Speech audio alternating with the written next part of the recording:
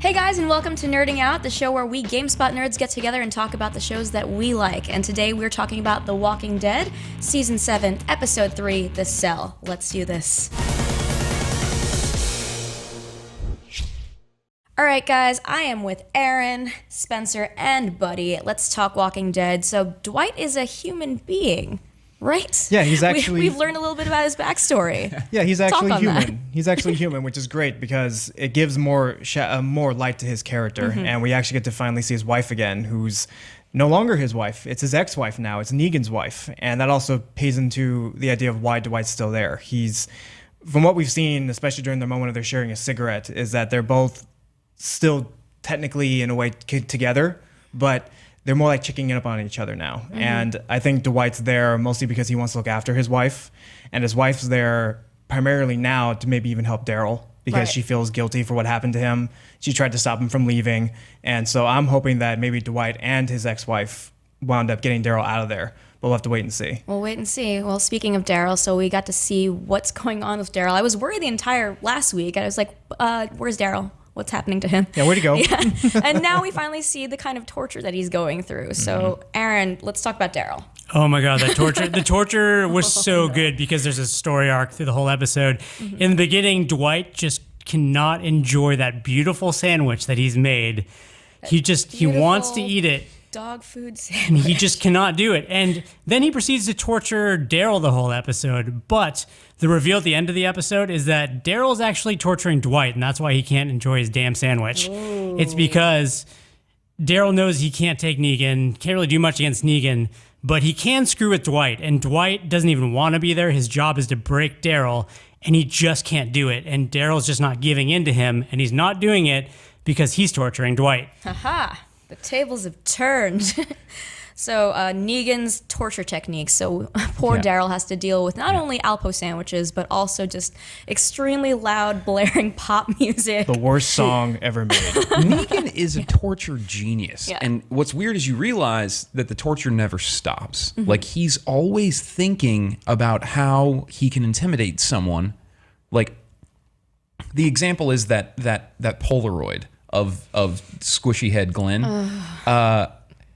They took that. You saw them take that. Mm-hmm. And then Dwight tapes it to the wall, probably on Negan's insistence, but the music, the song that was being used, Easy Street. Yeah, mm-hmm. Oh, God.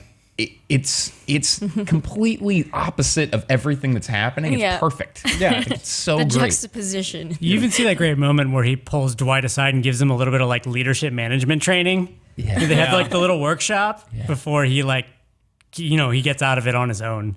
He makes a dumb excuse, but... And he's even going after Dwight as well when he even mentions that he's doing such a great job. Would you like a blast from the past when he's mentioning his ex-wife? Mm. And you can just see it in his face. He's like, I'm good. Let's talk about the zombie field now. So what is the true purpose of this? Anyone? It could be a number of things. I think it's more so of like it could be a training field, mm-hmm. like better your zombie skills. Zombie 101. I think it's more torture. I think you'd send people that are being trained to be future Negans through there over and over again. Or they could also be people who betrayed Negan, didn't follow the rules, and even in death, they still serve a purpose for him. Yeah, as a reminder for them. I think that's what it is. I think Negan is reminding everybody who's under him that you don't get the easy way out. You don't get to just die. You're going to work for me one way or the other. And you're either going to work for me, like I'm going to screw with you until you just work for me willingly. I'll find leverage, like I'll marry your wife because you owe me. Or, hey, if you're useless to me and you're not even as good as like a water boy or something, I'll just put you out in the zombie field and you're my guard dog. Gonna wind up on the fence. You don't get to die. Then you're my pet. That's it. Oof. And that's powerful too, because even in death, you still serve him. Wow. He is quite the villain. Yep. So next week we have Service. Any predictions, Spencer?